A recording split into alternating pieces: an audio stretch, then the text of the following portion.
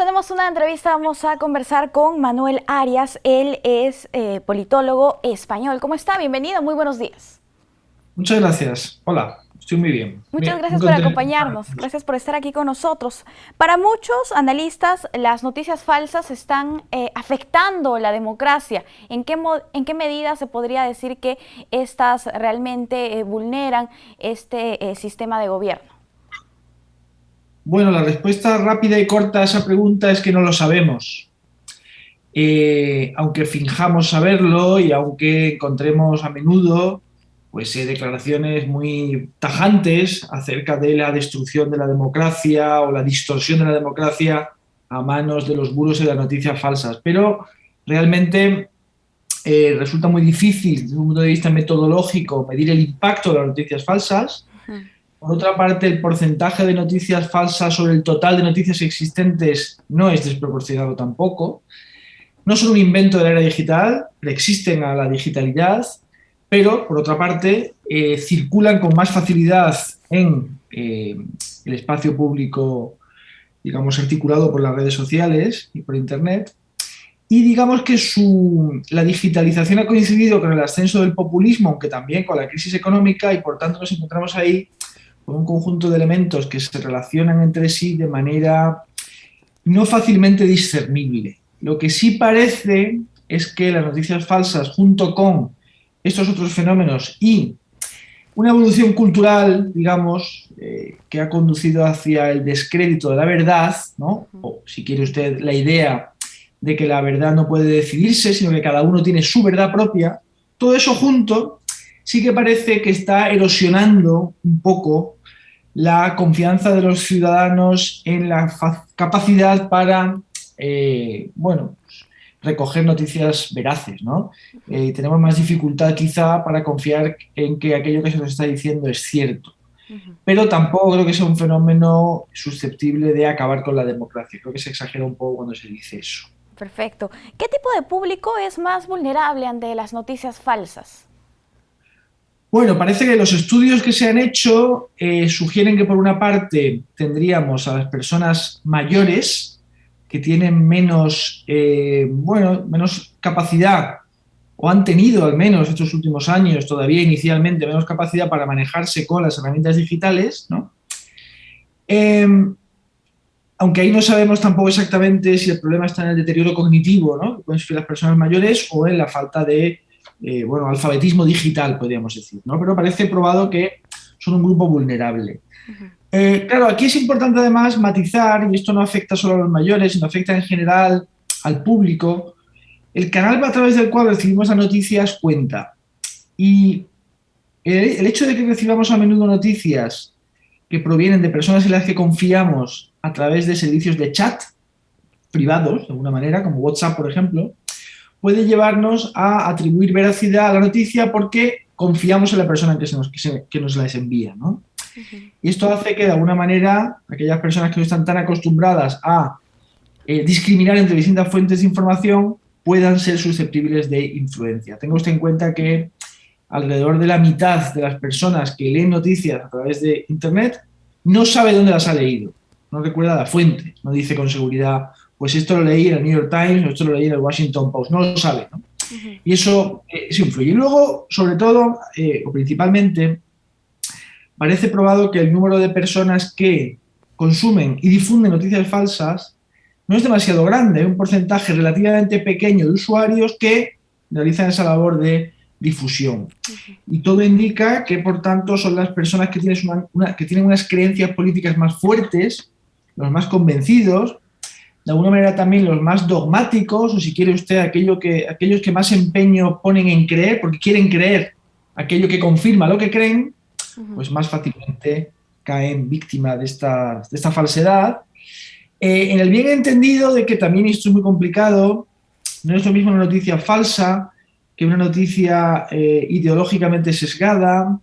Tampoco eso es lo mismo que un bulo que alguien nos envía sin ningún tipo de apariencia de información, ¿no? Ujú. Es un terreno bastante pantanoso, pero yo le diría que sobre todo son esos colectivos los más vulnerables. Ujú. Bien, respecto al tipo de noticias falsas que calan más en el electorado, en el contexto de las campañas electorales, ¿cuáles serían? Bueno, insisto en que son aquellas que mejor nos vienen, ¿no? Que más refuerzan aquello que ya hemos decidido o aquel alineamiento ideológico que ya poseemos.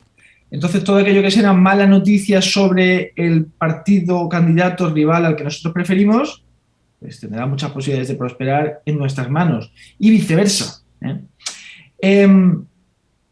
Claro, aquí de nuevo la cuestión está en qué tipo de noticia falsa estamos confrontando, ¿no? Porque los propios candidatos o partidos lanzan afirmaciones de dudosa veracidad con cierta frecuencia. Y eso no lo contamos como noticia falsa porque no tiene la apariencia de una información periodística profesional, ¿verdad? Pues claro, si al final tomamos en consideración esa distinción, pues el peso de las noticias falsas con apariencia de credibilidad periodística, pues tampoco es tan grande. No es tan grande, porque a veces son los propios candidatos, sobre todo si son candidatos populistas en un sentido fuerte, pero no solamente ellos, los que pueden dar pábulo a versiones retorcidas de la realidad que pueden tener mucho más éxito que una noticia falsa publicada en un medio aparentemente profesional, ¿no? Bien, ahora si revisamos las experiencias de diferentes países en las que durante los procesos electorales se han propagado las noticias falsas, ¿cuáles han sido los casos más resaltantes, si se podría llamar de esta manera?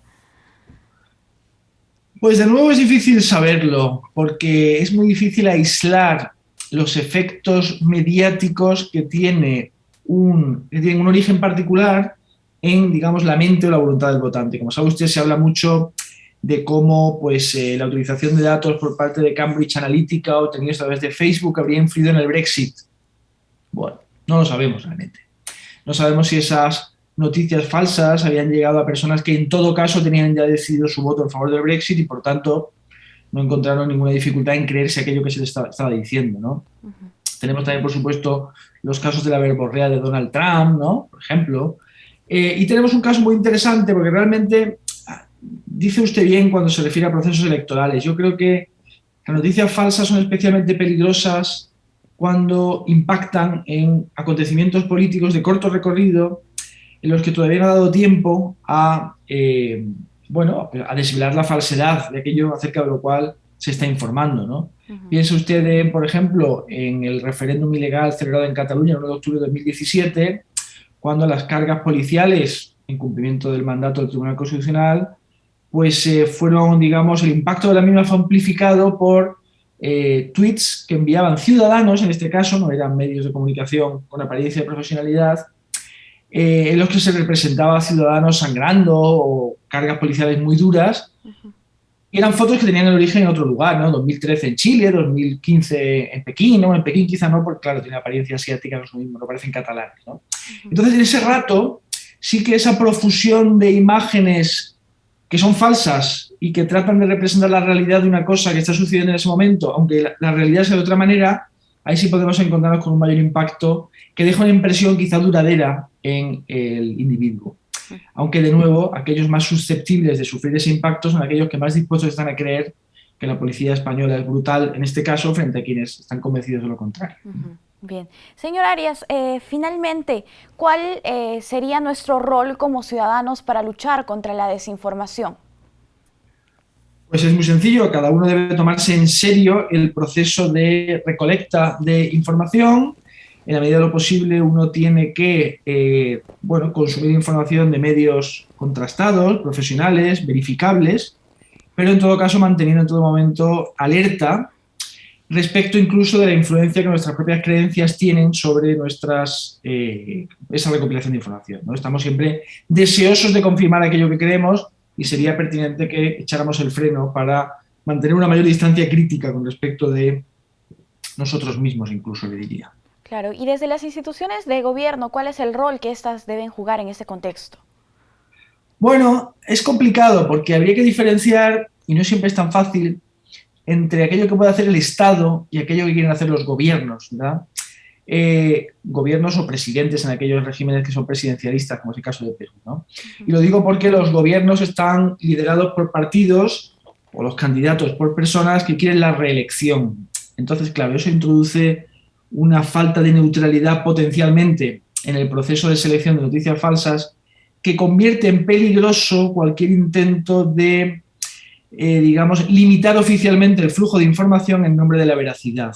Esto es complicado, me parece delicado. Yo creo que es preferible tener los efectos negativos de la libertad de información a tener los efectos negativos de la censura o represión preventiva de la información por parte del Estado, aunque por supuesto hay un rol que se puede cumplir en las instituciones y que es ayudar en la educación ciudadana y exigir ciertos estándares mínimos a los medios de comunicación cuando de desarrollar su tarea se trata.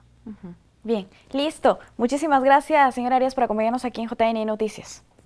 Un placer, muchas gracias. Cuídese, hasta una próxima oportunidad. Amigos, nosotros hemos conversado sobre las noticias falsas en el contexto de los procesos electorales. Tenemos que hacer una brevísima pausa. Volvemos.